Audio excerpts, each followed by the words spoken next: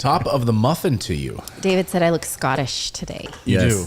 I do look a bit Is this Scottish. in honor of the COP26 conference? Oh, sure. Glasgow, Scotland. Absolutely. Yes. That's It looks why. very festive. Is it also It is a maybe bit festive. embracing your husband's? You are British not back- Scottish. Aren't I? Edinburgh? Speaking of that, Mr. Connery passed away. Mr. What? Sean Connery passed away? Just Yeah. now? Wow. Did we know this? I don't know if it's just now, but this morning. Yeah. Hang on, I'm G-slapping that Gee, as we Google speak. slapping that. No, he died on Halloween last year. I was gonna say I thought he died a while ago. Yeah. Oh, we're on that one. I Yeah. was like, what? I'm on top of that. Why? Did So I? last year. Well, I was like, why wasn't that trending? You know what? I wonder if that's because I saw it on Facebook. I wonder if it was like it. I hate when Facebook shows me year-old posts, like it's Maybe relevant. that's a memory. there Or maybe you- someone was commemorating the anniversary of that. Or, That could be. I don't know. I even commented on the post. I was like, "Now the plague of the 20th century, cure for the plague of the 20th century is lost forever." Did you, yeah, Why does that keep happening to your shot? I don't know. What's going on here? Another way to silence the powerful. It's payback for that's- not being here that's yesterday. funny. It was Sorry. It's going in and out. You know what we should get as a soundbite? Because my sister and I say this all the time. Do you remember the show Adventures in Babysitting? Remember the show? I've never watched it. Or, no, Don't Tell Mom, the movie. Don't Tell Mom the Babysitter's Dead. Did you ever see that, David? I did. Yes. So you know how she says, whenever someone's in the room, always, and you ask me something, just say, I'm right on top of that, Rose. Yeah. I'm right on top of that, Rose. So my sister and I say that to each other all the time. Like, you do this, I'll do that. Okay, I'm right on top of that, Rose. So I need that as my soundbite. If someone's asking me for something, or I didn't know it, or I did. I'm right on top of that, Rose. Got that, Rose. By the way, Richard Allen, one of our viewers, Richard Allen. I don't know. I don't know if he's from Pennsylvania or not. I always forget. But anyway, he's one of our longtime viewers. He sent in a photo this morning. He said he saw it on social media and he thought of you, Natalie. Okay. Pumpkins for sale, slightly used. You still could roast that up. Yeah. You shouldn't throw that away. Hi, buddy. What is it? You want up? No, he was tapping on me, not you. But he knows that he wants to sit with me. He knows he wants to sit with me. I'm watching this person. No, it was posted this morning. I'm watching this person now realize that they posted a post of something that happened last year with Sean Connery. Of Sean Connery. That's hilarious. Man, he must have been really impactful then, huh? Years Okay, matter. everybody. I want to tell you something. Yesterday, we got this close to getting another dog. Whoa, hold on. We can't see the how close. This close. There we go. Look, okay, keep my shot on. Well, hold on. You want to? Okay, you want to? Here, let's do this. Okay. So a friend of mine became aware that one of her friends was a bachelor and he died and he owned this dog. And we were like, we got to go get him. He's 1.5. His name's Thor. He looks like a long hair pincher, right? Can you see him, David? Yes. Oh, that is so cute. And yes, I was like, we're going to get him. Yeah. He's a cute doggy. And then someone else claimed him. Which is good, though, you know? Because I really, and I don't want a long haired dog. And I don't want Yeah. another dog, but still, like, he is the sweetest. Is that a long-haired mini pincher? Does anyone know in our chat? What do you think? It kind of looks like a long-haired, like a Chihuahua Papillon kind of thing. Can you go to the bigger face shot? Come It on. kind of looks like a border collie-ish too.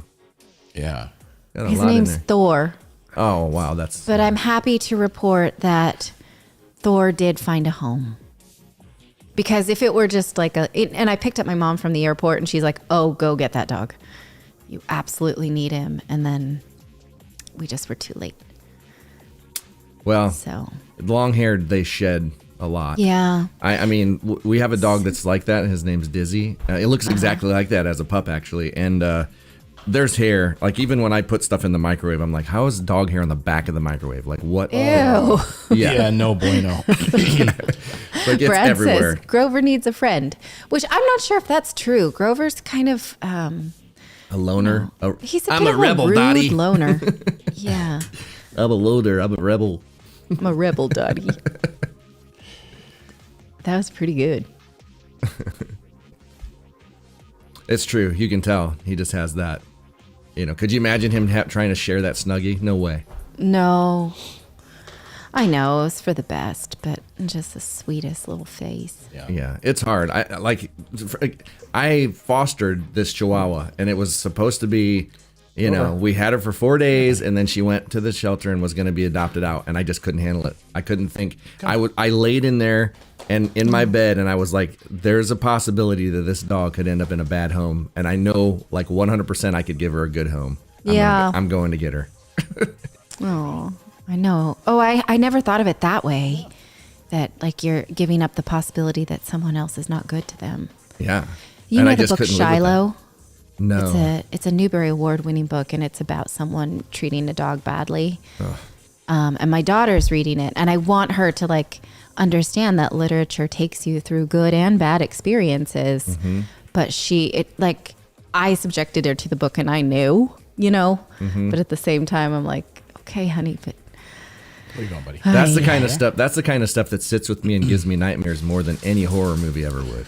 Yeah. I witnessed. Yeah, I won't tell it here on the show. We read a story in the newsletter about how in Greece now, like you can get real civil penalties, like real federal jail time for hurting animals because people were good. And the government has cracked down, and like you can, you know, I mean, what's his name? The Eagles guy who went to jail. Yeah, Michael Vick. Yeah. Yeah. You can really. Okay, we're not going to start the show up. Yeah, don't start it on a bad note. I was in my head. I was thinking Joe Walsh. Joe Walsh. Don Felder? From the Eagles. Which one?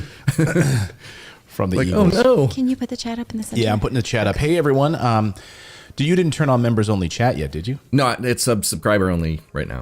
Subscriber only. So to chat right now, you just have to be a subscriber. Let us know in the chat if you're new here. We'd like to welcome you. We've got a lot to talk about. We've got a big election news we're going to have here in a moment. We're going to be talking about craziness out of New Jersey. But anyway, we'll talk about all of that in a moment. But just like if you're new, just drop a line here and say I'm new. We got a lot of new people. We had like 200 people sign up for the newsletter. Oh, that's fantastic! How exciting! We hope that we're providing you entertainment and knowledge and hey, fun. congrats by the way to your Atlanta Braves down there in Atlanta, Georgia. All you Georgians who are watching this morning, congrats. Oh, thanks for giving that away. What was that like? I was going to watch it later. You're going to watch it later? No, I wasn't. What is going on with this camera? I don't know. It doesn't want to give you my camera, dudes. I don't know what's happening. So I'll have to only talk on the 2-shot today. No, it keeps going. It keeps turning off. The camera itself keeps shutting off. Are you sure it's like plugged into power? No, it's the feed to it because you can see me on the 2-shot, but then no, it's the other camera. I don't know why. Her camera 1, camera 2, camera 1. I don't know what's happening here. Let's fix her. Let's fix your camera. All right, we're gonna fix this. Okay. Wax poetic for a second here. Yes. All right. Someone in the chat says, "Why is his wife participating?" Welcome back. You must have been gone for a few weeks. I am now I'm part of it. Yay. And I have joined the team to keep these two cats from getting in trouble. So far, so getting good. Suspended. Yeah. As soon as you boys got tossed off, I was like, all right, you guys need a voice of reason. Yep. I'm coming in. But you will know that I am equally experienced as Clayton at broadcasting, at least. Maybe not in this capacity, but I'm glad to have joined. I am grateful for the warm welcome and hopefully provide sometimes different opinions and different contexts than these two dudes. Sometimes the same. I don't know. Yeah, So, I always appreciate a different perspective. I mean, it's like that's the thing when we talk about getting uncomfortable and having conversations. The more people that you can have them with and get different perspectives is where you all kind of come to the truth. Yeah. Okay. I hope that's the case. I feel like it is, at least in But my. I very much appreciate the difference of opinions. Yeah. And I wish everybody did. There are some people who really don't like opposing opinions. right. I not don't an like it echo in my chamber. family, like, Thanksgiving type stuff. Yeah. But This is not. And by the way, yesterday we had someone said, "Well, get ready because it's time for the echo chamber." In which I said, an echo chamber is where you there's no competing views. yeah. When you have an echo chamber, you just you watch Fox News because you want your worldview reinforced, or you Yes. watch CNN because you only want that worldview reinforced. On this show, we try to challenge all of those things to make you a little uncomfortable, and also Right. It is never fun. Like, it's never fun to go down any kind of rabbit hole and be like, oh my gosh, this isn't the truth. Like you feel like you want to hold on to that because you don't want to feel like you were duped. You don't want to feel like it's hard. It's a hard decision to make, to finally accept that you've learned something new. Yeah. Well, do Okay. you want that open on purpose? What's that? My Is shirt? it? Yeah. What do you mean? The top button. Should I the top button? You want me to Do button you- it up like a? No, a I priest. guess not. I guess Put a little that's, white that's piece how of you're paper in there. supposed to. Little bow tie. Hi, A li- everybody. Put a little Welcome white to piece the of paper news. in there, and we'll call Well, you do Father. it for a Father second Clayton. and just talk to me like normal. I think it would look nice. No, what if I like undo? What about this? No, don't. Go like Yeah. down like here. There we go. I'll do the same. Yeah. I don't have any buttons. That's what we're doing. Father Clayton. Just button it for a second and let You're me see. dressing wrong. Am I dressing wrong? I just want to see. What? Do it all the way up? Yeah. This is a shirt. I love the company Untuck It. Have you ever seen that? Well, you don't have to make that face with the shirt. It does look nice. Is it choking you? I mean, unless if this was like a broadcast from the 1950s. But, hey, Lloyd. It's like that. Have you ever seen Sleepless in Seattle when he's like, Yes. she tosses her hair a lot. Why does she do this? Does she need a barrette? Like that's how I feel about that top button. Like, why? I feel like I'm dressed Why up like don't this. you have that? Like this button up, and then you in this. Like we're like, welcome to the Amish News Hour.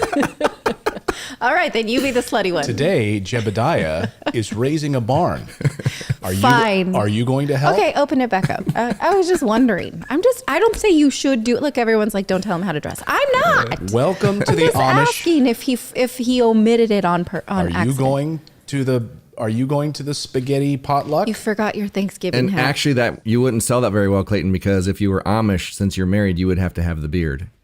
That's Oh, their right, that's right, their right. wedding ring. Yeah. So Oh. In the Amish weather report, it's going to be a blustery one, we hear. you could probably pull off Methodist. Why are or you doing that? Mennonite. As if Amish people have no personality? Well, no, first of all, it's hilarious because, first of all, and I don't mind making fun of the Amish because they can't watch. Right. So I grew up with Amish. My Yeah? first babysitter was an Amish family. Like, Really? because in Indiana there's a huge Amish population, and they are very much how Clayton just. Hey, Tinkertude55, happy birthday. Tinkertude. Happy 50th birthday. That's fantastic. Okay, whatever. And you know what? It does look like it's meant for that because these two buttons have a ribbon and the top one doesn't. So I guess it's Wow. fine. Do what you want. All right. I'm just asking. I just thought that maybe you got dressed fast and forgot. Okay. The Roosters tell us that there is going to be rain later this evening. Stop it. Join us over at Jedediah's Barn Raising. We have actually quite a bit of Amish furniture. Yeah, Pennsylvania after the Dutch. show, let's go make some wicker furniture.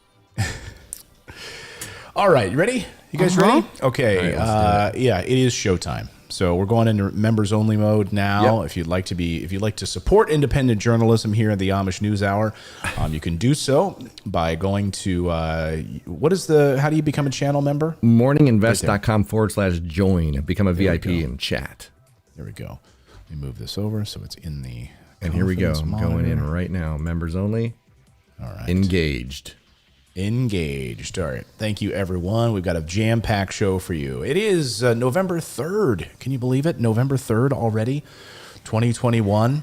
Coming up on today's show, we've got an election shock. I mean, we're literally, as the Democrats go down in flames, we're watching what's happening in New Jersey because it's too close to call in New Jersey in the gubernatorial race there. Will Phil Murphy be out as New Jersey's governor?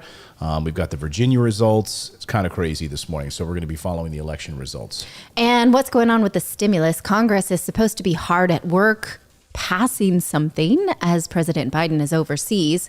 We're going to see if they have actually been doing their job or sleeping on the job. Right. That's right. And we're going to be talking about the EPA, the Environmental Protection Agency. It's supposed to protect you. Here's a story you won't see in the mainstream media anywhere. The EPA has been withholding information about toxins in the environment. And this is when you're going to set Natalie off and she's going to tell you how to naturally live without Disgusting chemicals. Story. Because that makes me so crazy. I mean, all right. Our government's supposed to take care of us and they're screwing us over. Yeah. Really? What? Yeah. All right. And there's a new steel deal between the U.S. and the European Union that comes out of the COP26 environmental conference. And we're going to tell you about what that means. Yeah. And everything that's trending on the internet. So get ready, buckle your pants, get out your buckle Amish, your shirt, buckle your suspenders, get out buckle your that Amish, top button. Get out your Amish hats. It's the Amish News Hour beginning right now.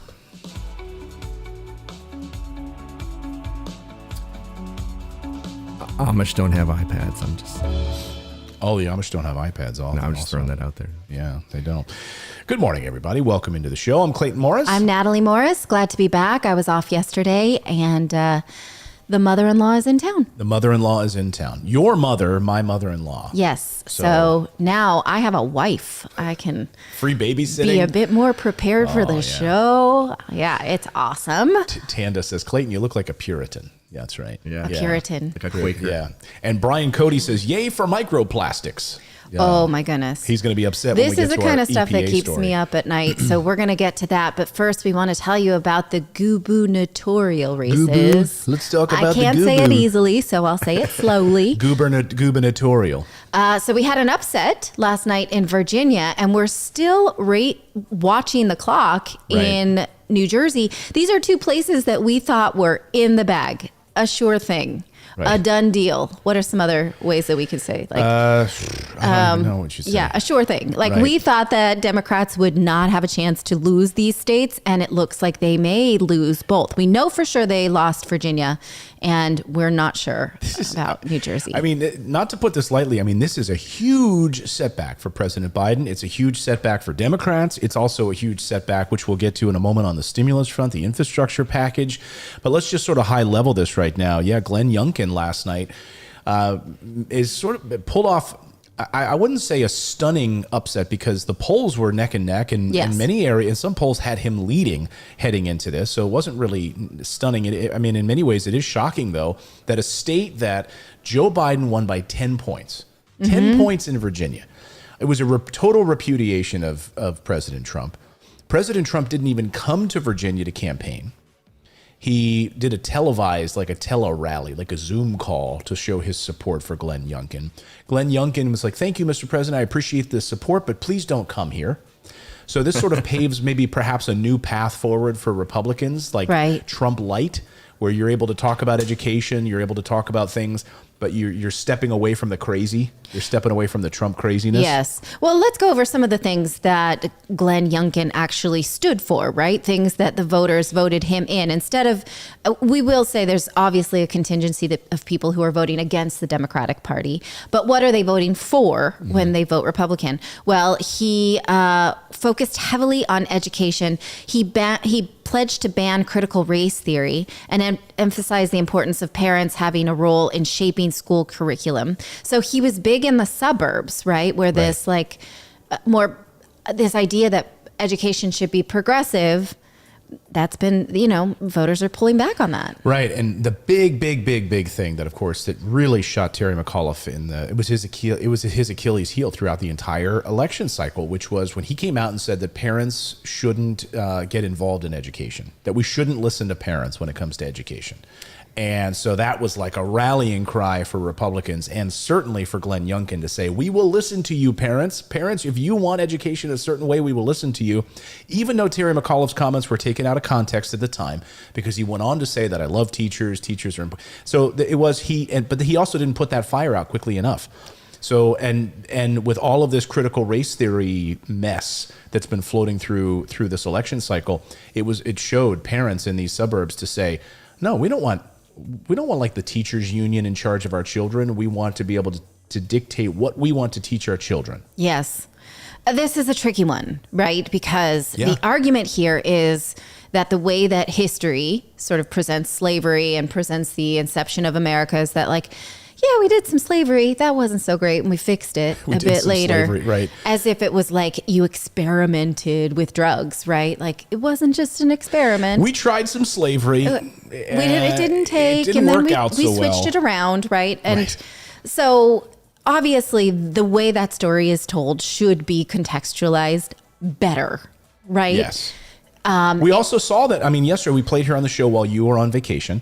Yesterday, Wasn't on vacation. Well, while you were out sunning yourself somewhere, actually picking up your mom at the airport, but while you were off sunning yourself, I played a soundbite yesterday. One of the critical issues, of course, was critical race theory, and people were being asked. They were saying, "Look, I just don't support critical race theory.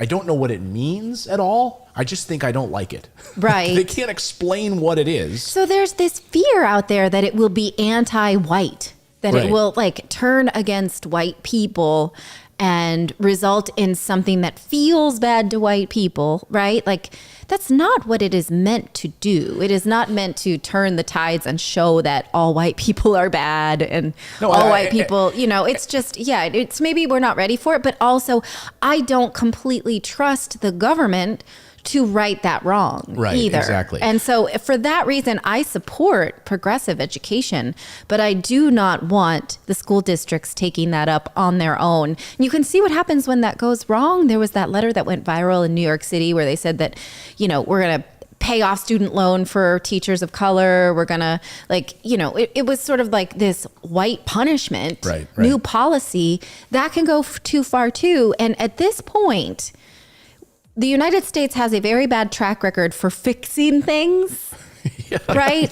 It's like anything they touch, the price goes up and the quality goes down. So, Right. so I'm kind of That's a with great you. business. That's a great business model, by the way. Yeah. Here in America, we F up everything. Here in America, everything we touch turns to crap. Come join us. So, so that's what voters voted for. We're like, hey, we're not trusting anyone to fix this. We get along about nothing. Right. Vaccines, COVID, shutdowns, education, nothing. So how are we going to say now is the time to trust each other to fix the educational system? So, and really I do was feel the- like... Go ahead.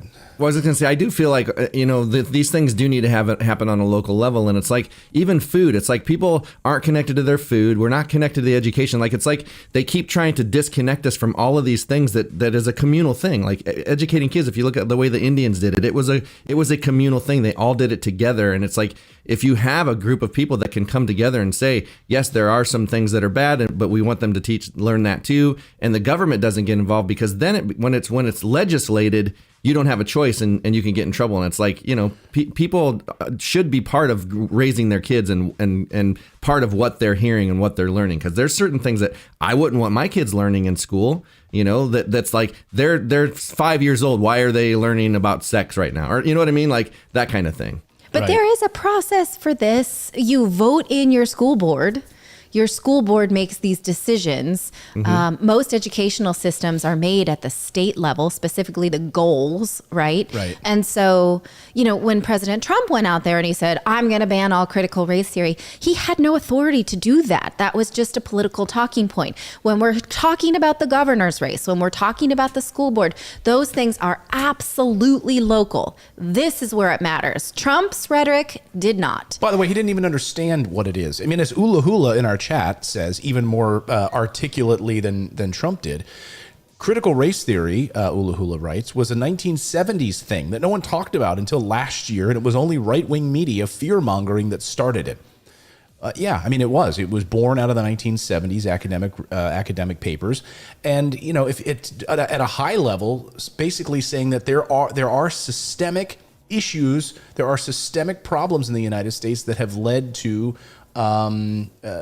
certain minority groups being pushed down, Absolutely, socioeconomically, as a result of the system. Just look at redlining, for instance. Right. So we shouldn't teach that, or we shouldn't be aware of these things. That was William Julius Wilson, who wrote The Declining Significance of Race, which now he's sort of switched his paradigm about it, but who famously said that race matters less as class warfare matters more. And that it's poverty that disenfranchises people in the modern world more than race, which seemed to be an inflection point. Now it's both. it seems to be both of those things, and he has changed his research to reflect such. But you're absolutely right. That research came out of the 70s. Yeah, absolutely right. And so, just to put a button on this in Virginia, I mean, this is a massive blow to President Biden and Democrats who are, if you want to say months away, because these election cycles seems like they're always months away from the next one, yeah. The midterm elections. I mean, Democrats are in for a mess of a time. Well, we were New Jersey voters in recent memory. And Phil Murphy, whatever you think of him, he made this big gamble to raise taxes in the heart of the pandemic when everyone was leaving New Jersey, and then he punished the people who stayed. That's hard to rally around. Okay, let's get to him in a second. Okay, let's. all right. I want to hear. Sorry. I want to hear from. Go ahead. I was going to say, does any of this really matter, though? Because it's like we've just proven like the Democrats were so like, hey, when we get in the power, we're going to be able to do anything we want. And we just proved like that's not true. It's like, does any of this really matter? Because at the end of the day, the establishment still wins. It's like they're like a casino in Vegas. The house always wins. Well, I mean, you bring up an interesting point, and it's sort of the larger 30,000 foot level of this is that, we've got a narrow margin in the Senate, right? 50-50 Senate. We've got a House of Representatives that if they lose, the Democrats lose 4 seats, they lose power. Nancy Pelosi loses power. If they lose 1 Senate seat, Democrats lose power in the Senate. And what Democrats are now doing to lick their wounds, I was reading a Democratic report. This has sort of been circulating around Democratic circles about where does the party go from here? Yeah. And they're saying, what we need to do is really search for new populations. Okay, no. So what you mean? Your message is not resonating with people. Yeah. So now you need to go and try to reach out to new populations. You're hopeful that there's population growth in the United States, so you can then go and mess up your message with those people. No. Maybe your platform sucks. Maybe what you're sending out there sucks. Or maybe you're not using that blank check that we thought that you would all have with power of the 3 executive branches. Right. Maybe your leadership sucks. And maybe you are, to what David was saying, nothing changes. Maybe you're just still supporting Wall Street and the American people see right through it. Absolutely. That's not a maybe. That's a yes. So here is Glenn Youngkin last night coming out for his victory speech. Again, a stunner in Virginia.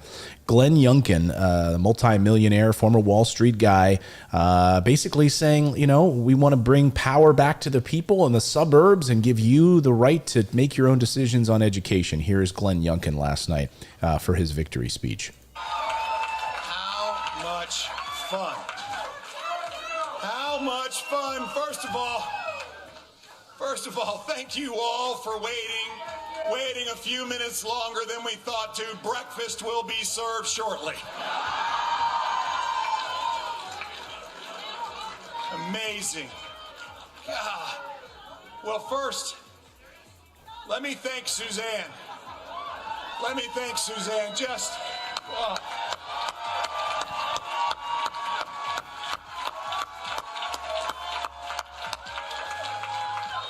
I have said many, many times that the Lord knew what he was doing because I need her a lot more than she needs me.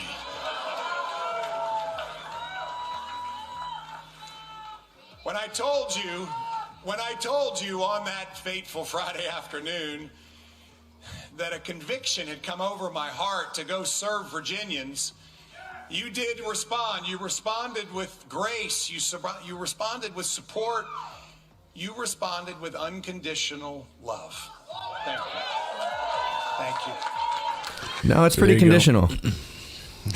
Like you said you were going to do these things. We gave you our vote because it was very conditional. You do the things you said you were going to do. These are the things. Now we'll see if you can live up to those things. Yeah. James Figueroa in the chat says, where is VP Harris in all of this? And I would have thought that she would have been a bit bigger on this campaign scene to keep the power in her own party. Maybe I'm just not following the right places because I don't hear much either out of her. She's doing a YouTube series or something. Like I saw, What's I've that seen about? one video. I don't know. She got busted though because they hired child actors to ask her questions, and that's the only thing I've seen They're from her. They're supposed to be real voters, and they were child actors that they faked. I mean, What? so this happened a few weeks ago, but she has been really kept under lock and key, it seems, because she, her poll numbers plummeted kind of early out of the gate on this, and then they kept her kind of behind closed doors. It's the blowback from the "don't come here." Do not come. Don't come here at the immigration blowback. So they've been keeping her under lock and key. But look, President Biden went to Fredericksburg. He went to Arlington to campaign on Phil Murphy's behalf, and very few people showed up. It was like the people that were sort of forced to go to this campaign rally. It was very few people. And interestingly, I read an article in The Economist this morning about the people that who were there. They were asked about the enthusiasm for President Biden. Like, you're here supporting Terry McAuliffe. Yeah. What is your enthusiasm for President Biden? Almost everyone that they interviewed said, I don't really have any enthusiasm for the guy. Like, there was one woman who worked for the healthcare lobby, for the hospital lobby, and she was enthusiastic. She was an immigrant from India, and she was excited because the hospital system got a lot more money under President Biden. That was the only one that showed enthusiasm for President Biden. Okay. I mean, that's pretty sad. And, that trickles over to Terry McAuliffe and Democrats in general. So are we being hyperbolic here in saying that this is like a nail in the coffin for Democrats? Do you think? I mean, that's sort of the general headlines of the day. But do we really think that? I don't think. Well, here's the thing. Look, they still have power. Now, we're going to get to in just a moment. We're going to talk about the stimulus on the show. We're going to see whether or not they can actually get this thing across the finish line. Because if they can do that, and if they can show some sort of leadership on this issue, then it is not a nail in the coffin. They have an opportunity still, I think, to actually get something done. I think every establishment candidate is a nail in the coffin for the American people. Yeah, but a nail in their coffin. Like, yes, we mostly suffer with these establishment candidates, but are Democrats done? Are they out of power in this? And I think it's too soon to call that. To me, well, when you look at it, to call. Yeah. When you look at it in reality that they're both the same party, then no. If you look at it, like the reality is there's no difference in the parties. Like they end up passing what their lobbyists want and nothing for the people. So they kick the same can down the same road. They just say that they're going to do things different. They never do things different. Right. I mean, that's why I'm an independent. I'm not a Democrat. I'm not a Republican. I love once in a while when somebody like in the chat will be like, yeah, but you get what you wanted because you voted for Biden. I was like, no, I didn't. Are you kidding me? I am no Biden fan at all. And I will praise him when he does something good, and I will chastise him when he does something bad, but I am an independent through and through. So let's look at New Jersey, shall we? Okay. We were New Jersey residents for a long time. I was born in Philadelphia and raised in Cherry Hill, South Jersey. And this is a blue state. This is a blue state. It is a blue state. And at this hour, it is still too close to call. Phil Murphy, we may have a new governor of New Jersey if Democrat Phil Murphy, again, 88% of the vote, still in 88% of the vote at this hour. And Jack Ciattarelli, he's a good like New Jersey name, is up. And he came out actually last night. He thought it was going to be a victory speech, so he came out to address his audience. A little too early to do that. Still only 88% of the vote in, but it is trending Jack right now. Here is Jack speaking early in the morning. In my tank, you're the wind in my sails, you're my energy source. Keep it coming. I wanted to come out here tonight because I had prepared one hell of a victory speech. I wanted to come out here tonight and tell you that we had won. I'm here to tell you that we're winning. We're winning.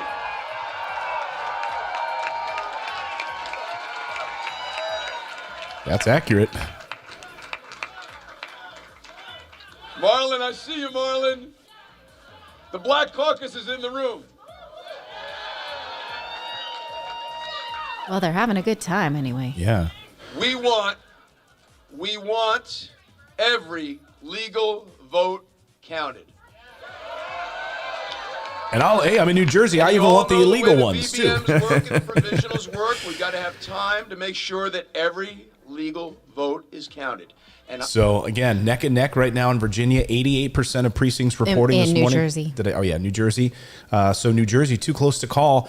But this is to me the biggest story. I mean, if Phil Murphy loses, what do you think they're voting against for Phil Murphy? Again, like we don't even live in New Jersey anymore, and I was Lockdowns. furious about the raising of taxes. New Jersey is one of the highest tax states in the country, and decided to raise taxes even higher with one of the highest rates of mass exodus during the pandemic, where people are like, oh, I don't have to work in Manhattan anymore. We're moving to Florida. So many people, moving companies were saying that they couldn't book enough vans from New Jersey to Florida, that route specifically. And yet Phil Murphy still goes and raises taxes in the heart of the pandemic. That to me, it blows my mind. Yeah, here you have New Jersey, right? It's the densest state by population. It absolutely is, in the nation. So you can experience that when you're driving down Route 78 there, and you see how bad the traffic is, right? Yeah. So the traffic is off the charts. The population declining. Property taxes skyrocketing, taxes going up, lockdowns. So a lot of businesses were furious about the sort of, in many ways, draconian lockdowns in the state of New Jersey.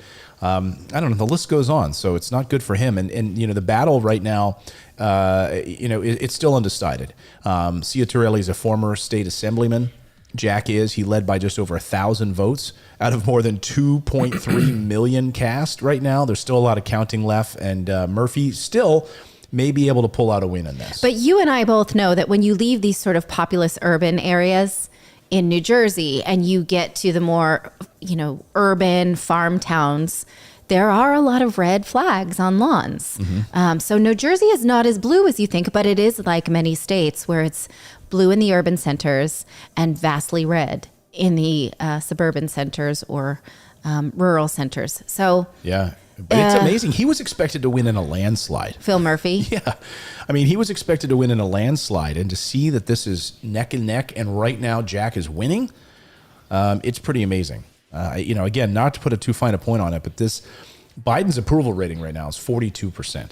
Yeah. The lowest for any president in October of their first year, going back to Dwight Eisenhower in 1953, except for Donald Trump, who was at 37% at this point in his presidency. And a lot of people right now are saying, Biden, do not run again. Do not run again. In fact, a new NPR poll out this morning says that 36% of Democrats and Democratic-leaning independents thought that they would have a better chance in 2024 with Biden on the ballot as opposed to someone else. 36%. Was that a quote from Kamala Harris? Do not run. Do not run. Yeah, exactly. Don't come. Do not run. I should run.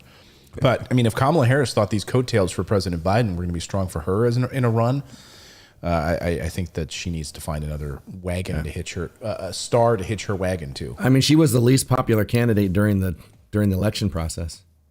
Yeah. Are you okay? I got to get some water. Do you want me to... Where's your Stein? I don't have a Stein. Do we want to talk about the stimulus next? Yes, we do. But I Okay. just want to say, David Axelrod, former Obama strategist, right? And he said, when things go badly, people begin to think of themselves. And right now, that's what's going to happen among a lot of these Democrats. They're going to distance themselves from Biden. They're going to start to think of themselves. They're going to try to position their candidacy separate from anything that's happening in the White House. They're not going to try to hitch their wagon to that star at all. They're going to speak locally, and all politics are local, and that's evidence as to what happened here in this Virginia race. Yeah. Is that Terry McAuliffe tied himself to Biden. He tied himself to being anti-Trump, and Youngkin went the other way and spoke to Virginians in Virginia. And that's where he targeted, and that's why he won. But that was not the playbook we saw during the Trump administration, whereas, the Trump administration became increasingly unpopular within the Republican base, but he still had his sort of base of faithfuls, and unpopular Republicans who were suffering as a result kept holding on to him, right? That didn't happen. And so it's funny to see the opposite happen to Joe Biden, who? Right. Right? Yeah. So again, we'll keep our eye on this right now in New Jersey, as it is still too close to call. If we get any kind of movement on this before the end of the show, we will bring it to you. We did get some new jobs numbers that just came in this morning. So we had upwards of 500,000 new jobs added, and quite a few, over 100,000 in manufacturing that were also added. So some good signs in the economy on jobs, and that certainly didn't trickle over Do you have the number of government jobs? How many of them? I didn't see the government jobs it number. Was mostly manufacturing. Yeah, well, 100,000 new manufacturing jobs, which is great. GM opening their plants again, and so that battery or the chip shortage that General Motors was experiencing. Remember, they shut their plants. Yes. So they couldn't make any more trucks for a while. All their plants are back open again now, and Nike announced that all of their factories are back open again. So on the manufacturing front, things are moving along. The chat room's reporting that Phil Murphy is pulling ahead in New Jersey. I don't have that on my live feed, but Yeah, I don't see that either. I mean, I'm looking at the latest numbers coming in from... my latest numbers from the Wall Street Journal has them at exactly tied, 49.6 each. I always go with the Associated Press on these because it's a pooled results there. So the Associated Press right now has 88% reported. And right now we're still at 49% to 65, 49 to, well, basically tied. But this, he's pulling up a little bit now, but still, this is the percentage. Good grief. Yeah. All right, so what's happening with the stimulus? Do you know? All right, let's talk about the stimulus. Okay. So when we talk about the stimulus, we mean the infrastructure bills. Nancy Pelosi had hoped today to actually have a framework to bring this to the House floor. It doesn't look like that's going to happen. I will say that this morning, Joe Manchin has got to be dancing a jig after what happened in Virginia.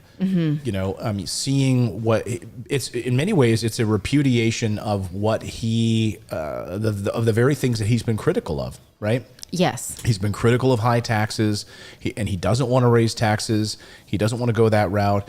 He does not want us to say goodbye to fossil fuels. And that was a resounding answer in the state of Virginia. So near his neck of the woods in West Virginia. So Joe Manchin has got to be emboldened this morning to stick to his guns on not compromising. On the stimulus front on prescription drugs, Kyrsten Sinema has caved to that piece of it, so allowing prescription drug negotiations to go on. But again, this does not look good for President Biden. For him to be able to say, hey, stand with me, you're president, because we're going to push this through. This is what the American people are calling for. Well, clearly in Virginia, maybe it's not. Right. And so there were reports yesterday that Joe Manchin went to a lunch and that some more progressive senators gave him an earful and said that he was playing shell games because he had indicated that he was on board with the bill last week. When they came to the $1.75 trillion price tag, they thought that he was going along with it. In fact, they negotiated to his liking, right? It was a made to order. Like Subway sandwich made for you right there. So they thought he wanted that sandwich. Turns out he doesn't, and they're pissed about it. But now he's able to say, look, the American populace doesn't want just pre-packaged bills, right? They don't want me to just go along with my party. They want people who stand against a party and stand up for what they believe in. He's saying he really believes in this, right? He believes that the country can nil afford it. What Democrats are worried about at this point is that they needed this to pass well ahead of the debt ceiling, which we're coming up against again in December. They cannot push a spending bill and ask for a debt for the debt ceiling to be raised at the same time. Those things are nonsensical. But they're willing to do it. They were hoping that the American people would celebrate this one package. Yay, high five, Clayton, high five. Yeah. And then we could go and increase our spending, right? Right. And that somehow we wouldn't remember that in recent months we had voted for a lot more money, but we didn't have it, right? Those things go hand in hand. And it does seem to me that Joe Manchin, despite his sort of curmudgeonry disposition, at least he remembers that these two things are related.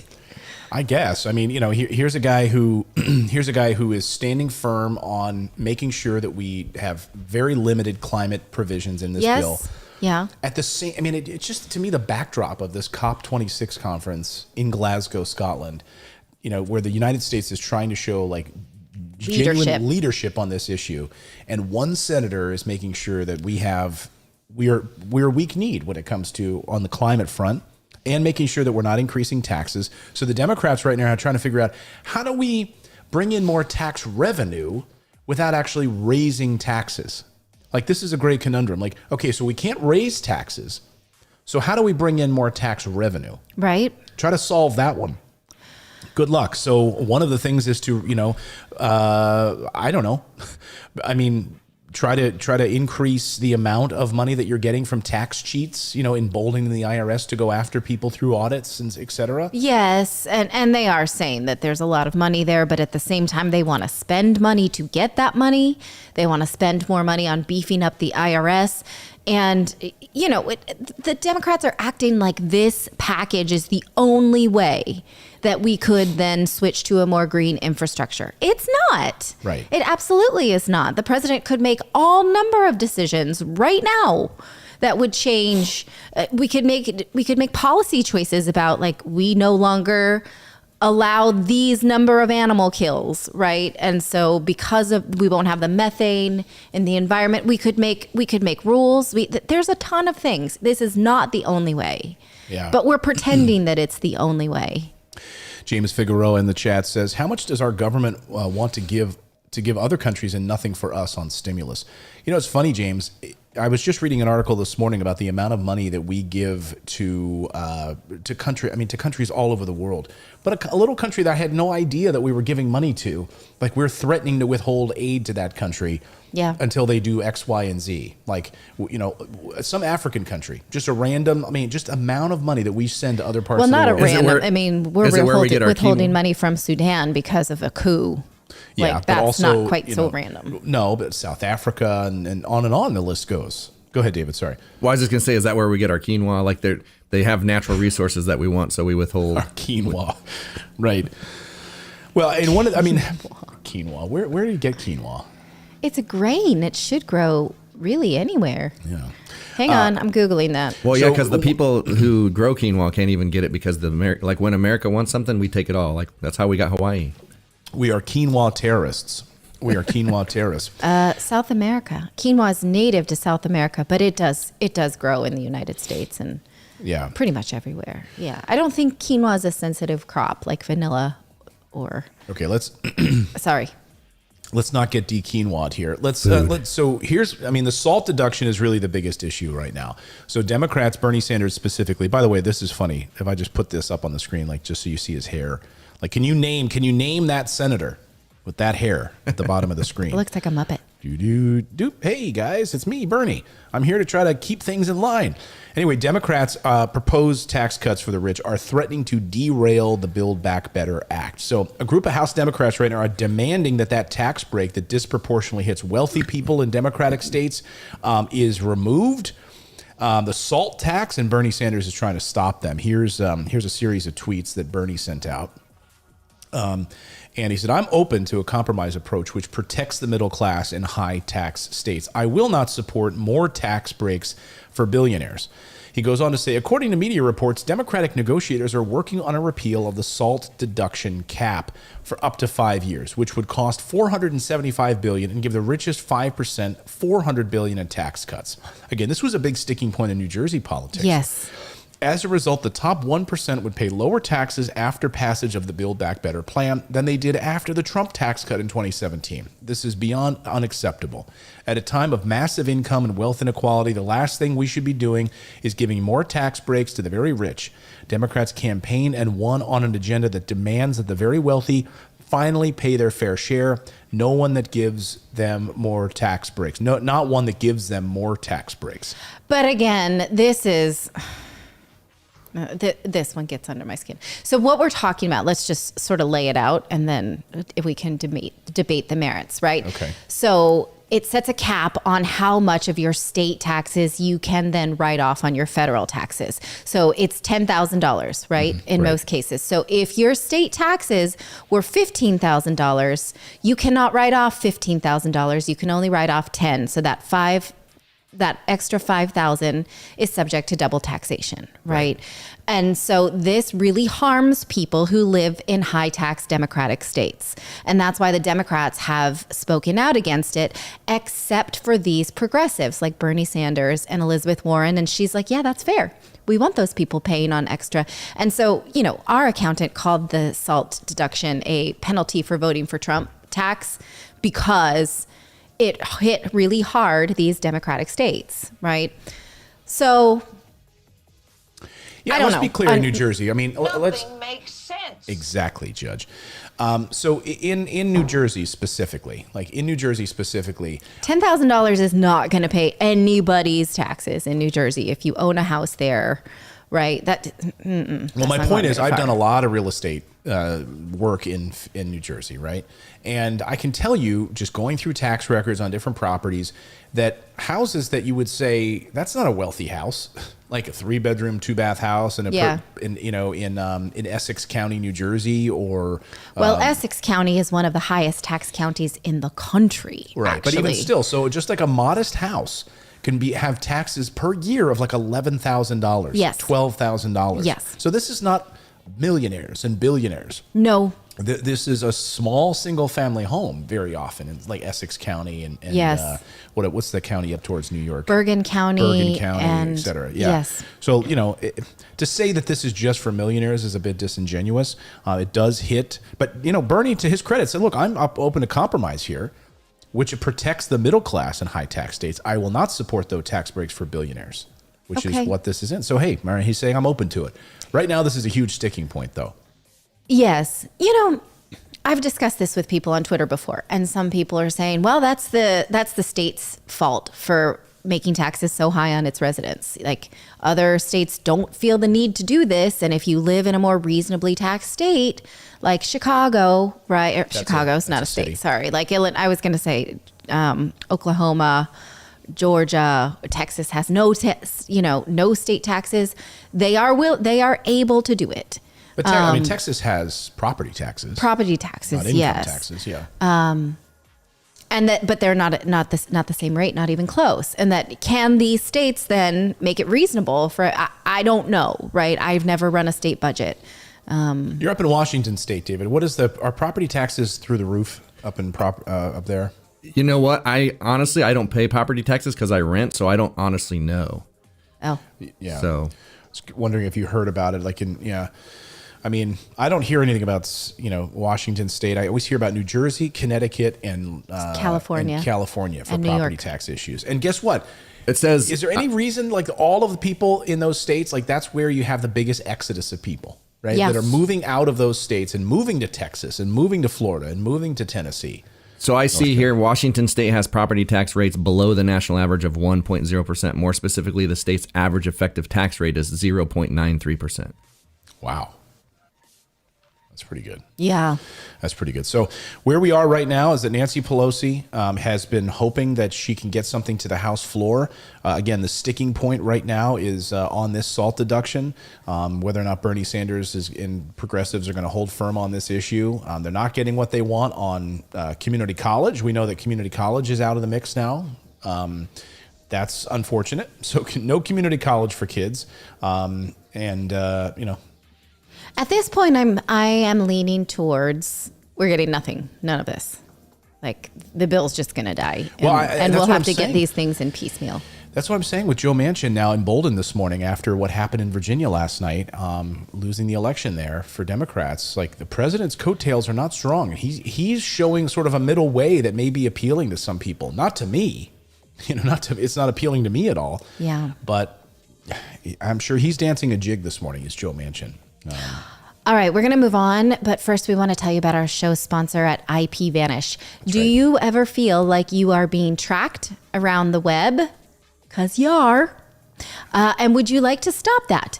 IP Vanish is a VPN or virtual private network. This is a great tool that lets you browse the internet safely without being able to be tracked by either media companies or government agencies or nefarious hackers or anything of the sort. This is important because what you're doing on the internet is no one's business but yours. What's the character in Spider-Man where she says, make sure when they're going abroad, and she says, install a VPN on your phone so the government can't track you. Oh yeah, that's MJ. Aunt May. No, MJ says that. Oh, does she? Oh, that's right. Yeah, that's and right. they're planning to go abroad, right? Yeah, and he's talking to his friend, what's it, Ned? Ned, yeah. Right, and they're getting excited about going to Europe together, and they want to sit together on the plane. And okay, this movie reference may be lost in you, but as MJ wisely says, be sure to install a VPN on your phone so the government can't track you. She is absolutely right. Everyone should be using a VPN. It is just prudent web usage. For right now, listeners of the show can get 65% off their annual plan to What? IPVanish. That's 6 months for free. That's IPVanish insane. Yes, it is insane. VPNs can be a bit pricey, but again, they're worth it. And so to get one for 65% off, and then you will realize how easy it is to do, and how good it is to do, how prudent it is to do. And also it opens up the whole world of internet browsing. You know, have you ever tried to say trade on a cryptocurrency market that does not allow US investors? You'll need a VPN in order to do that. And it's good to be learned in this type of thing.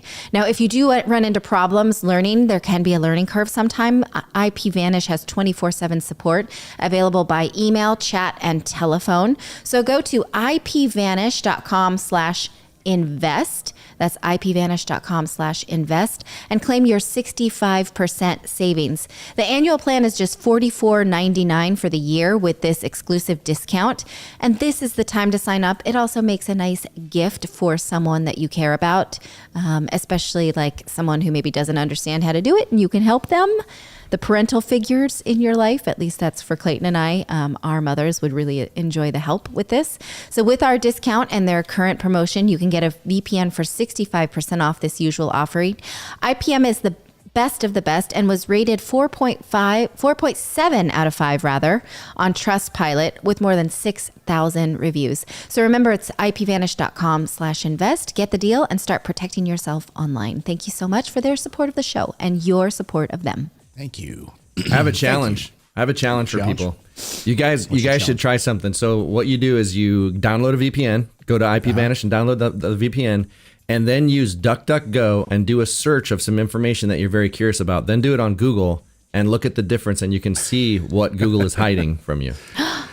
Oh, it's crazy. Yeah. Yeah. I mean, yeah. So DuckDuckGo, of course, doesn't have any of the stuff that Google has, all of the trackers and all of that stuff.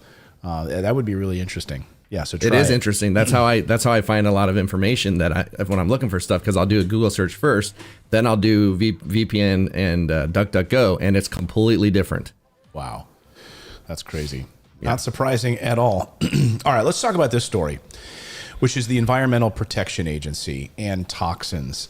We got a new report out this week about how many chemicals the EPA, the Environmental Protection Agency, has been withholding from the American people. I mean, crucial toxins that the American people should know about.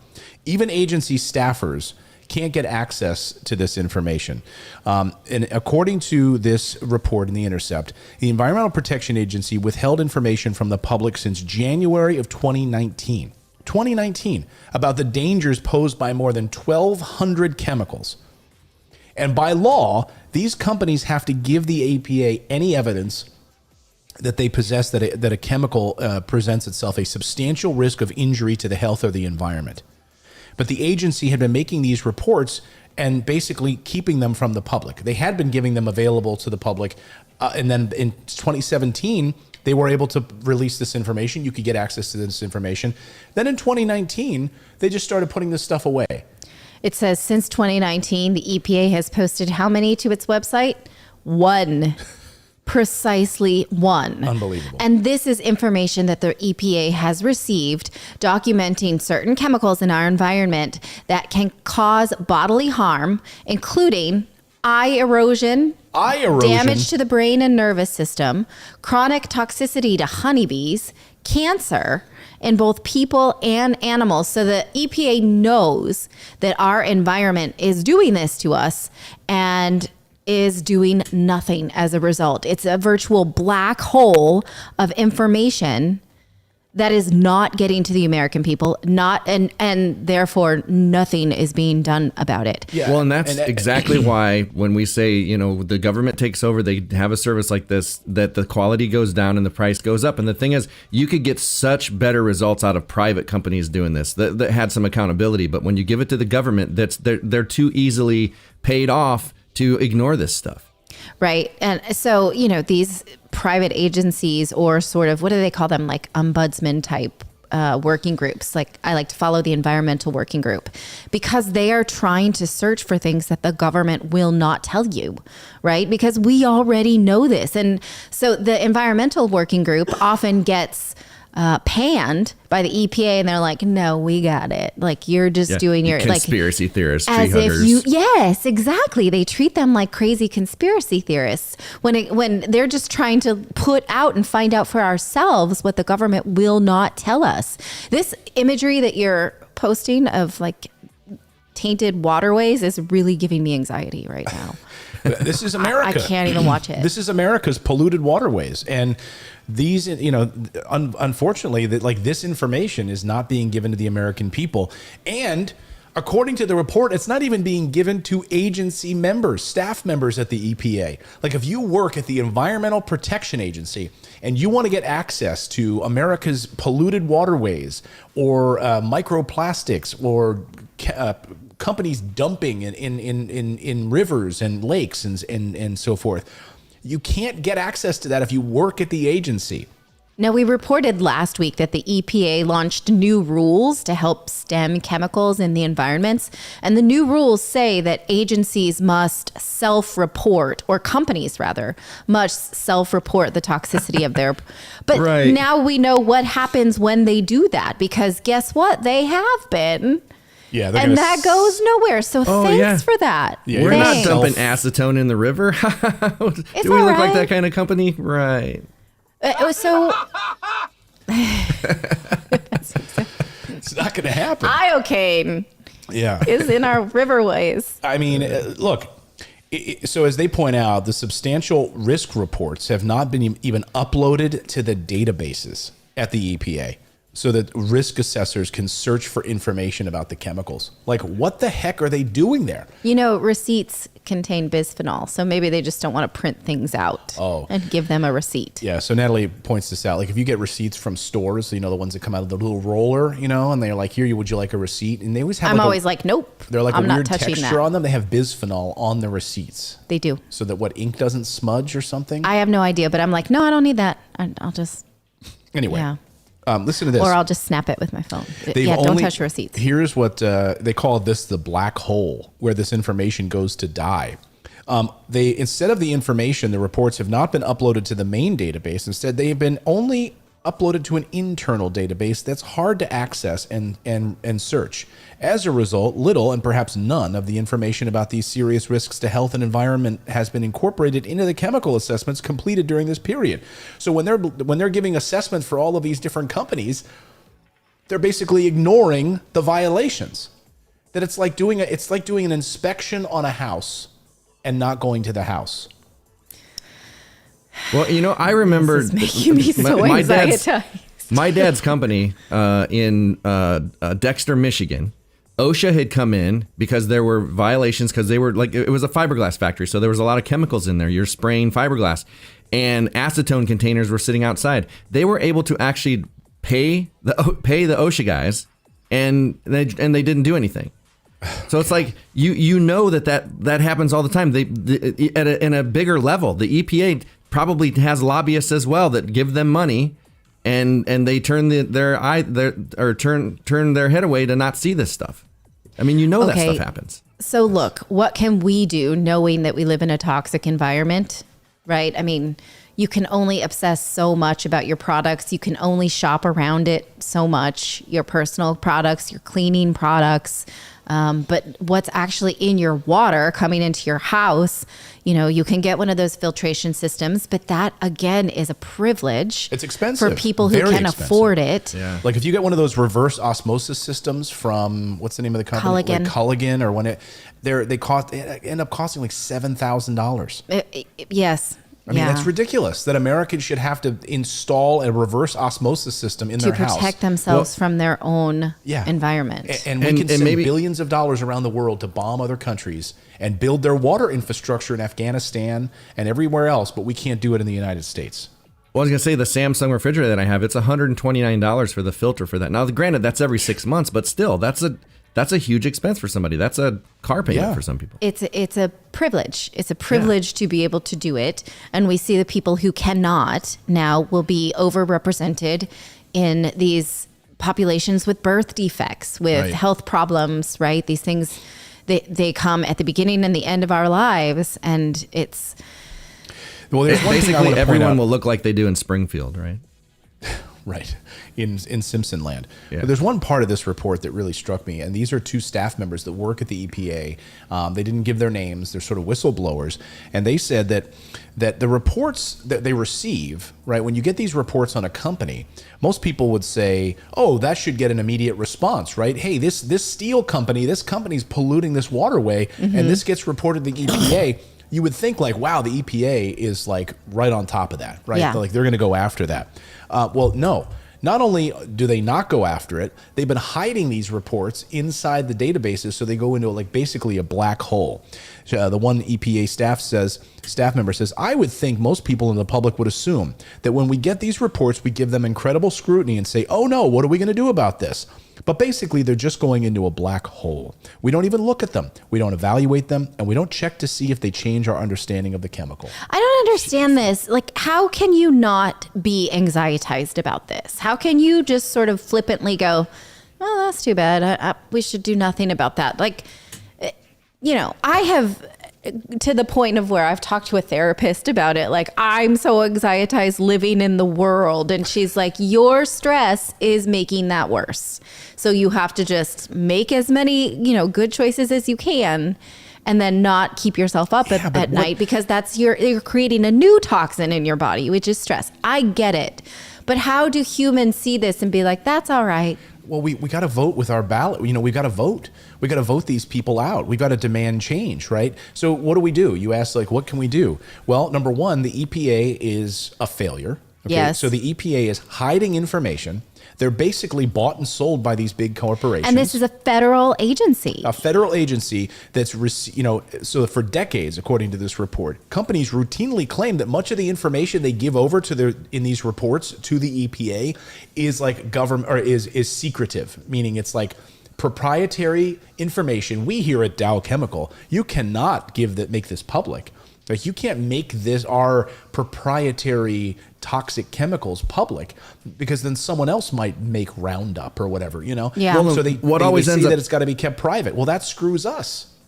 Well, then they always end up like hiring the ex-CEOs or whatever of Monsanto, or like it's people that create chemicals and did the bad things that end up running these organizations.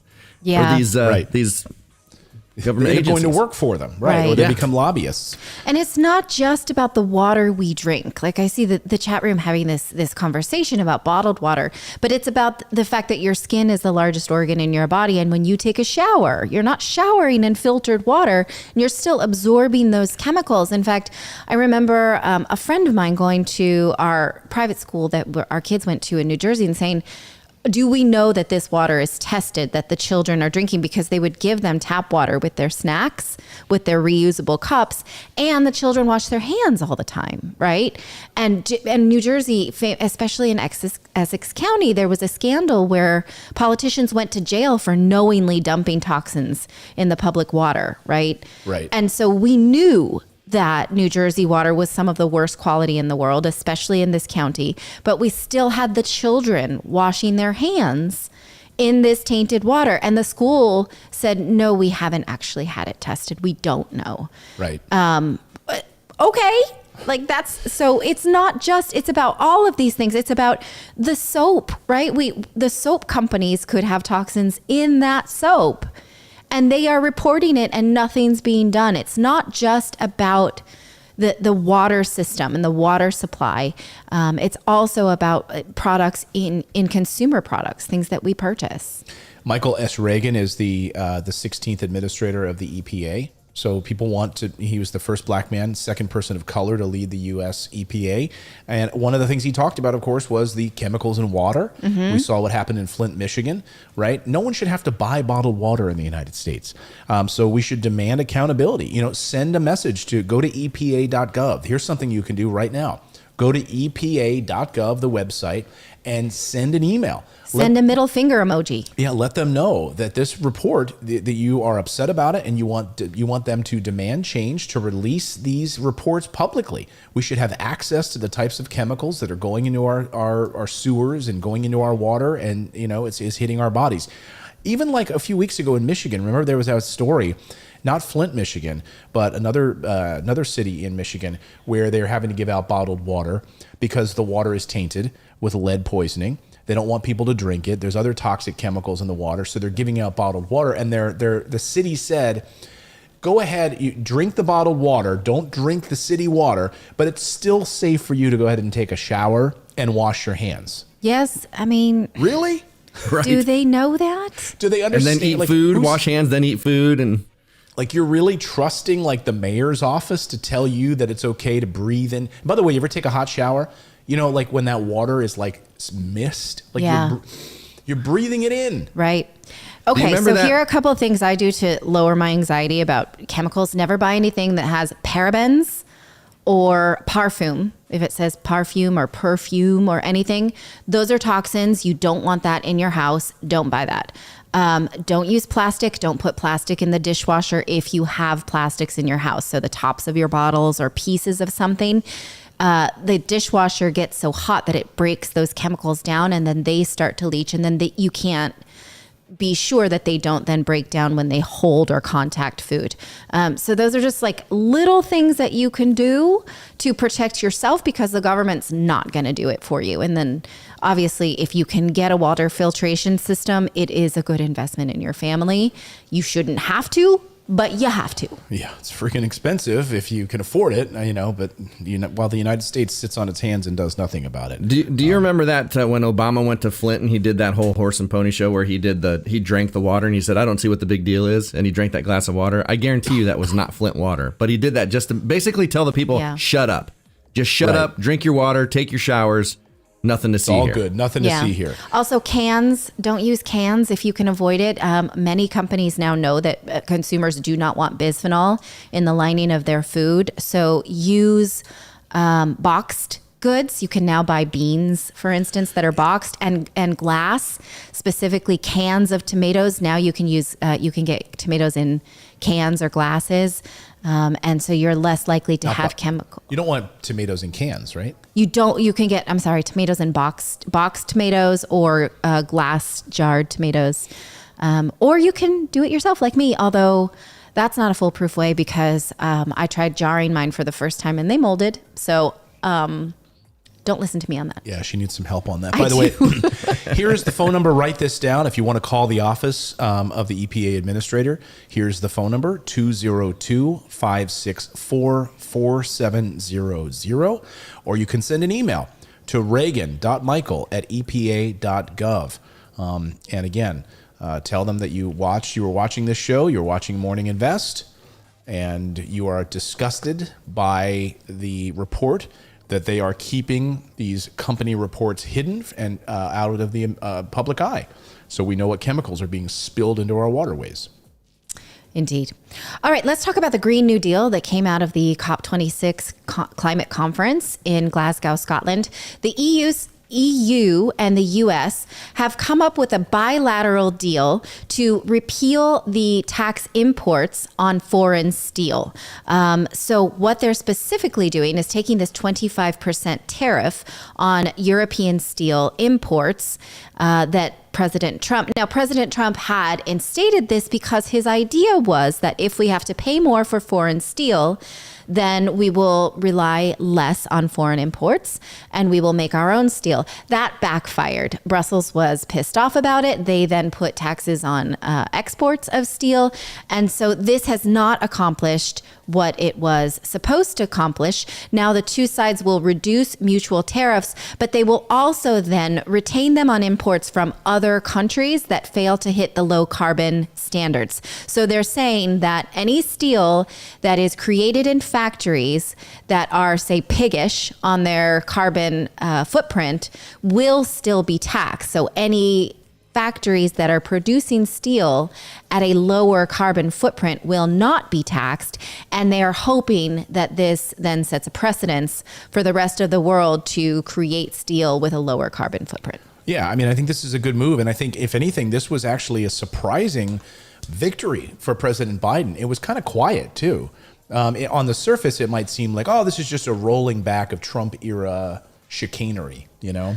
I will say, but I think it goes further than that, is my point. I think that Donald Trump had good intentions when it came to reducing foreign imports. He just didn't have a fundamental understanding of economy to put them in place. Right. I mean, yeah, certainly steel manufacturers were thrilled about this because this is something he promised along the campaign trail. Certainly in the Rust Belt in Pennsylvania, one of the big reasons he won Pennsylvania and Hillary Clinton did not, or into West Virginia in steel production and into Ohio, saying, look, these jobs are going overseas. You're being crushed because we're importing this. We're importing steel from Europe. We're importing it from China.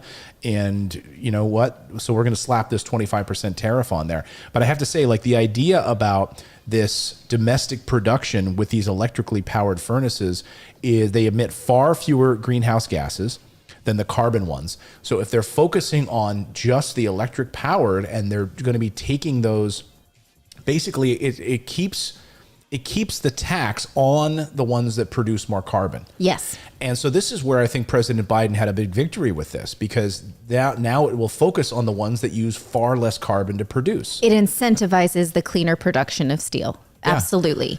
And these are the two world powers that are well positioned to do this, right? These are two places where consumption and use of steel continues strong. And so any country that wants to sell inside of these two super blocks can do so, and they will be highly incentivized, because who wants to buy more expensive steel? Right. Will that Right. bring And Pittsburgh if it really back? comes down to, say again? Well, Pittsburgh's already back. Is it? They're producing a lot of steel again? Well, Pittsburgh's producing steel, but you think about Pittsburgh, it's really like a healthcare hub now. It's really like a tech and healthcare hub. I went to University of Pittsburgh. I had my ex-girlfriend at the time. Her family lived in Polish Hill, or near Polish Hill there, in Pittsburgh. And they used to wake up in the morning. And her grandmother told me this. We used to wake up in the morning in the 1970s and even in the 80s, and we would see on the Pittsburgh Post-Gazette, the newspaper that would be on our front door, there would be a layer of black soot on the newspaper and on our cars. That was the pollution from these steel plants all through Pittsburgh. It was totally destroying the rivers, the three rivers. And they cleaned it up. They got the rivers cleaned. Jeez. You don't wake up with the Pittsburgh Post-Gazette anymore covered in black soot. I'm curious if anyone, Bethlehem Steel, I'm curious if anyone in our chat room, it was from Pittsburgh, that woke up and experienced that when they were younger. Did the EPA do that? Right. I don't know. Probably not. I don't know what the EPA did. They turned their head. But I think it's a good move here for them to try to make these moves. In 2000, just for some context, in 2018, President Trump imposed tariffs of 25% on steel and 10% on aluminum coming from the EU, as well as China, India, Russia, and Switzerland. So, critics will say, hey, okay, you're getting rid of the 25%. It really only affects, though, what's coming out of the EU. And a bulk of our imports still come from dirty China. Yes. So, you can say that this sounds great. Look, these are baby steps. I wish we could go much further, but, again, it removes some of the heavy levies that were being placed on these goods. It's something. Yeah, it's something. Yeah. So they still got to spend like 2 more years to figure out the details on it. So It may be nothing. I love this. Like, yeah, we have a handshake. We have an agreement. Like, we're super excited. Here's our handshake. We're really good. Now we're going to spend the next 2 years trying to figure this out. It does not apply right now. That's government. That's government for you. All right. Yep, we got more government, news. just a bunch of photo ops. We got more news to get to. Exactly. We're going to talk about what's trending on the internet today. Some fun stuff to talk about on the internet. But first, we want to tell you about our friends at Harry's. Now, I shaved before today's show. Can you see that? I Can you can. see my beautiful shave? I can. I'm sitting right next to you. Can you feel it? I can smell it, actually. He walked in and I was like, oh, you smell nice today. You smell nice. And I said, you got to remember that because that is my new Harry's body wash, the Redwood one that I got from Harry's. So anyway, huge fan of Harry's. And right now, it's perfect for the holidays. This is a perfect like stocking stuffer for the men in your life. But make sure if you get a Harry's razor set through our promotion today, where you're going to get this $13 value and save a whole bunch of money, that you keep it away from your wife. I was going to say, she will steal your razors. Yeah, if you're married, buy 2. Right, buy 2 because she will steal them. I went to go shave the other day and I was like, where is my razor? And my wife's like, oh, I was using it in the shower. I'm like, don't you have your own stuff? No. She's like, no, I like yours better. Yeah, Harry's razors, right? If you don't know Harry's, it's fine. It's time you do. Harry's was created to be different from other shaving companies. They have high quality, long lasting razor blades and they're durable with a weighted handle on the, it's really, really great. And so here I've got one of them right now. I've got the orange one right here. Take a look at this. So this handle is like really sturdy, really nice. And here's the, see, nice 5 blades there. If I can get it in focus. It won't focus. Oh, come on. Hold your hand. There you go. Oh, yeah. Have to reach across the table with the 5 blades. Looks so good. Refill blades start as low as $2. So really, really affordable. They got tired of people like overpaying for razors. Oh, so go look at the price of razors in a grocery store. It's insane. It's ridiculous. Yeah. So they bought their own plant in Germany. They're like, this is ridiculous. So they bought a razor blade company, a plant in Germany, so they can manufacture their own, and so they don't have to be ridiculously expensive. And guess what? If you go to harrys.com/invest, there's never been a better time right now to take advantage of this. Go to harrys.com/invest to get their starter set for just $3. That's what you're looking at right here on the screen. $3. 100% satisfaction guaranteed. You've got nothing to lose. Go to harrys.com/invest right now to get this special offer. That's harrys.com/invest. For $3, you get this whole value set. Perfect for stocking stuffer. And then you can set your subscription to send you razor blades whenever you like. I love their shaving cream. That's my favorite. I think you misspoke because you really actually do have something to lose, and that's facial hair. That's right. Yeah. That's true. So I love their shaving cream too. Or other body parts. Their shaving cream with eucalyptus. Oh, it's so nice. So nice. It's the only kind I use is their shaving cream. So that's why my face is so smooth today before the show. So thanks to Harry's, and go get that set for $3. It is a good deal. Art Sullivan says that's a great deal. It is. Yeah. Women's razors are much more expensive, just for what Your Imperial Majesty in the chat calls the pink tax. And cheaper made. Like they're all plastic and yeah, they're total crap. That's why she steals my Harry's razors all the time. All right, what is trending today on the internet? Okay, we're going to tell you what's going on, trending on Twitter, trending on Google, tell you a little bit about the conversation around it, and then you can get involved if you'd like. Stacey Abrams is trending because she's running for governor in Georgia again next year against Republican incumbent Brian Kemp. She was promoting Democrat Terry McAuliffe in the Virginia governor race, and that didn't go her way, and people are saying this is bad news for her as well. She is like the Energizer Bunny, though. She takes a lick and keeps on ticking. She's just going to keep going. And but people are kind of poking her because she was promoting the Virginia race, and she's popular. I'm going to say she's popular on the world stage, and so she takes both the good and the bad, I would say, online. So Joe Buck is trending because he was calling the World Series last night. And when Freddie Freeman hit a home run, Joe Buck said that was possibly his last at bat for the Atlanta Braves. Do we have video of it? Are we do. Are we allowed to show that? It sounds like, oh yeah, we can show it. I mean, we'll see what happens, but I think it's fine. I was wondering like, okay, here we go. 7th inning. Pitch. Flies into left center field. Well hit back at the wall. It is gone. A home run for Freddie Freeman. How about that? In what might be his last at bat for the Atlanta Braves, he's just made it 7-0. Okay, so him saying that really pissed off Braves fans. They said, "Why you gotta ruin a good moment, Joe Buck?" Because he is now a free agent after this season, and Braves fans do not want to believe that they could lose him. They want to keep him, And they say that this comment really ruined the moment for him. They hate him now. I would have just said, I just meant for this game, people. Just for this game. Yeah. Or, hey, for the season. I meant He like, said hey. could be. He's just pointing out that the dude is a free agent. Like, what's so bad about that? People are That's so not the worst. sensitive. I mean, look, when we knew that Tom Brady was probably going to end his career at the New England Patriots, and people were speculating towards the end of that season that this could be the last time we see them, in a New England Patriots uniform, Right. et cetera. I know, I'm sure New England Patriots fans got pissed too. Would you say people love to hate Joe Buck? Yes, I was just about to say, I was going to say that people love to hate Joe Buck. That's where you just read my mind. And he jokes about it all the time too. He's like, oh yeah, he's like, oh my God, if I say something wrong, man, Twitter explodes. So I think he that's jokes about just part and parcel for Joe Buck. Yeah. So Brian Cody says Buck is a bit of a tool. I do agree with you on that. I have no problem with Joe Buck. He's It's a bit of a just- tool. I agree with you. Okay. John Moxley is trending because the wrestling star has entered rehab for alcoholism. This was announced by AEW boss Tony Khan on Twitter. Moxley just became a father for the first time in June, and the response to this online is a bit strange. Some people empathize with the destruction of alcohol in his life, and others say that these announcements have no place in the world of wrestling where fans want raw masculinity and brutality. And so... Yeah, it's interesting. Can you pop up the tweet, please? I think that's the wrong picture, by the way. That looks like Russell Crowe.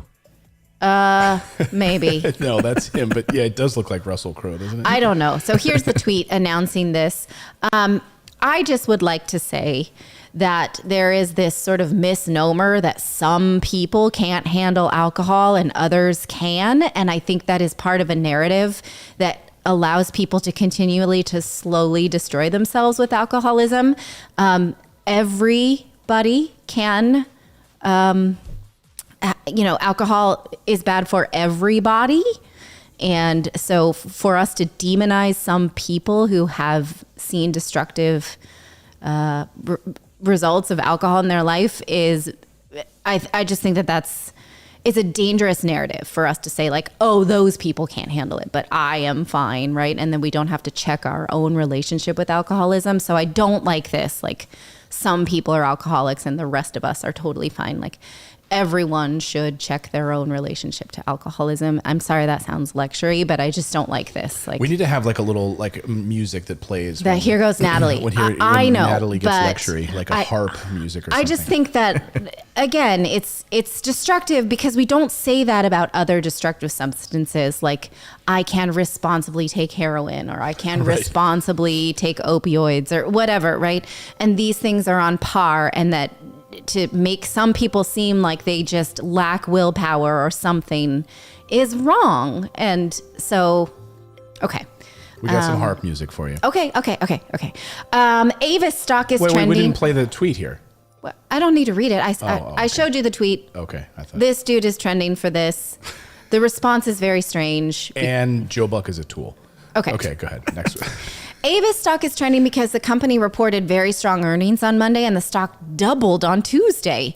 People are excited about the resurgence of the rental car business. They are also excited that Avis seems to be going full steam ahead with the adoption of electric cars.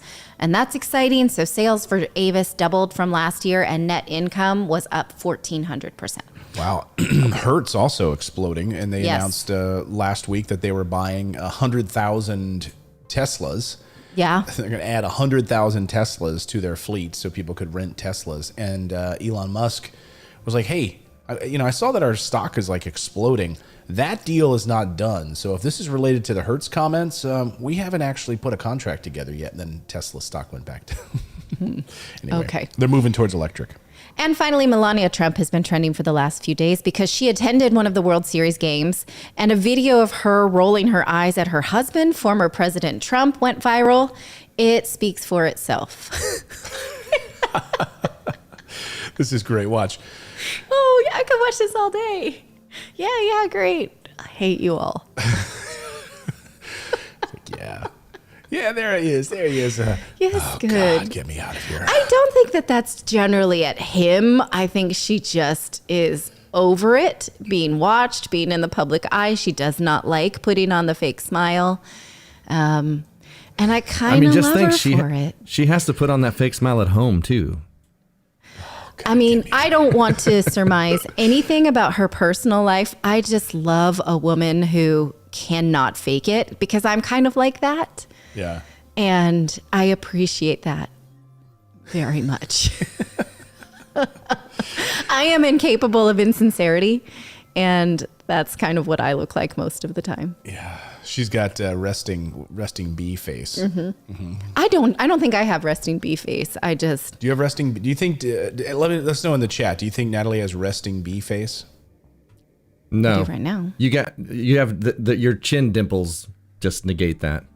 Chin dimples. Yeah. You have resting cute face. Oh, thanks. Clayton has resting bee face. I have resting dick face. Yeah, he does. Because I have like the downward. I have resting D face. He has a natural frown, so he generally looks like he's not happy to see you when you walk in a room. We were talking about his nephew last night, who's like generally like good natured and has just sort of like, I'm so happy to see you face about it. I'm like, you don't have that. Like, hey everybody. I'm glad you're here. I'm glad to be communicating with you. And Clayton's kind of like, what? Yeah. What do you want? Real quick, I brought up this picture of Jessica Simpson because she was trending this week. Separately, you weren't on the show, but she was trending this week because she, I guess like 4 years ago, she stopped drinking. Oh, yes. And it was after Halloween. Like this was the moment. I looked at that picture. I don't think that's her. It is her. That is not Jessica Simpson. She tweeted this out of herself. Oh my God, I see it. I Yeah. definitely see her. So this in was like 4 years ago on Halloween. She like couldn't get her kids in their costumes, and she was like so drunk. And she's like, I still to this day don't even know how they got put in their costumes. And she's like, I need to make a change. Like, and her friends basically held an intervention. They're like, something needs to change. And she's like, then that was it. She's like, all right, no more alcohol. And so she's like, this was me 4 years ago. And then she tweeted, she's like, you know, how far I've come. Work. Yeah, you better work that. So That's crazy. Yeah. She's like, this was me 4 years ago when I was like drinking every day and, you know, out of it, to cover up my pain. And then here she is like, and she said, you know, it wasn't difficult for me to stop drinking. She's like, I was never really, you know, she's like, once I just got rid of it, I don't miss it at all. I don't like think about it. I just, you know. I mean, when you really start to read about the insidious nature of alcohol in our culture and the way that we sort of say like, oh, that person can't handle it, too bad for them, but I can, and what it does to the body and the addictive nature, and it's actually just as addictive and more deadly than opioids and heroin and all of these things, and nobody drinks less as time goes on. That was absolutely my experience. And I was like, how am I drinking so much? How did this sneak up on me? I think that it's dangerous to just use these kind of language to say some people are sober because they couldn't handle it, but otherwise everybody else can. Yeah. And so I want to get away from using that kind of language about people who call themselves addicts because it sells ourselves this sort of idea that only certain people are affected by addiction. When, yes. Like, you know, in fact, like what there's ethanol in all alcohol. So, yes. You know, anyway.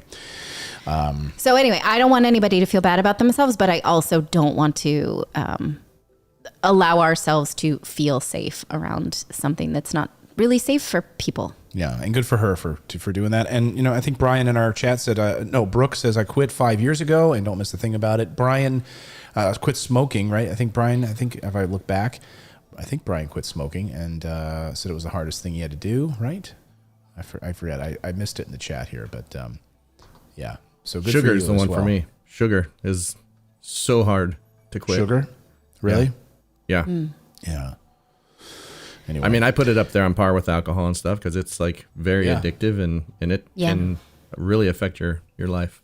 Yeah, the people that drink like a lot of like so sugary coffee drinks every day, and you know, they don't realize like what it's a toxin. I mean, just read Dr. Richard Lustig's books on sugar. Yeah. What's the name of his book? The Sugar. Anyway, he's a doctor, and he says that sugar hits your body it affects the body the same way that rat poison does. Think about that for a minute. So anyway, yeah. Any super chats that we got to get to here before we wrap things up on the show today? Yes, I think we had one. Let me get here real quick. Okay. We have Glenda Cook. Pup looks like an Aussie Wawa like mine, half Chihuahua, half mini Australian Shepherd. The puppy that you guys almost the adopted. doggy. Yeah, it's on yours. I texted it to you yesterday. Oh yeah. Yeah, I don't know though, Grover. I think Grover's happy by himself. Like I don't know that he needs a buddy. Yeah. What do you think? He's trying to get out. He's down. It can actually change the dynamic and actually, like I get nervous about the Dizzy and Pizza play very well together, but he's a bigger dog, so he can get a little bit rough sometimes, and like we'll toss her across the room a little bit, and so and I don't know, that dog would probably get quite a bit bigger than Grover, correct?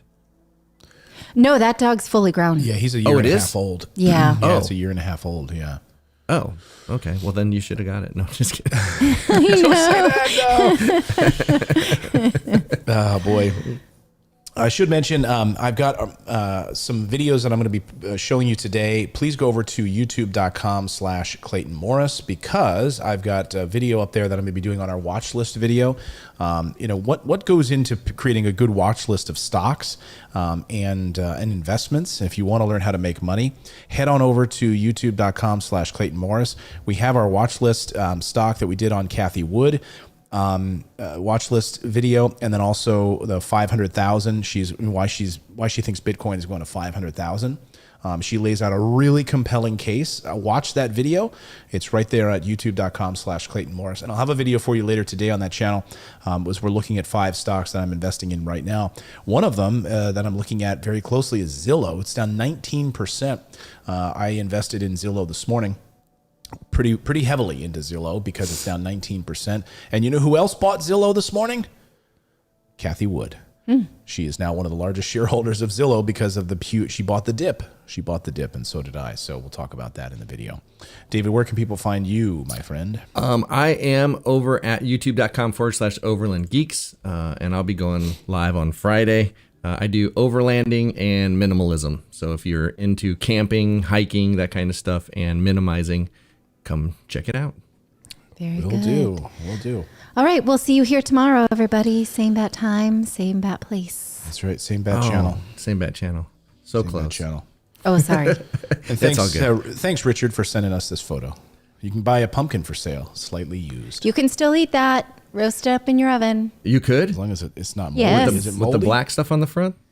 I would just cut out the chunks and scrape it and roast the flesh underneath. Yes, I would. But Clayton knows I hate wasting things. So he's like, we're not using that. And I'm like, oh, yeah, we are. We're turning it into a smoothie. Jennifer is the same way. Like, she will eat every part of everything. So, Yeah. And I I'm hate like, waste. yeah, I can't. Some things. I'm like that too, but there's some things where I draw the line. Yeah. Eating moldy food's not one of them. All right, everyone. We'll see you tomorrow. Bye.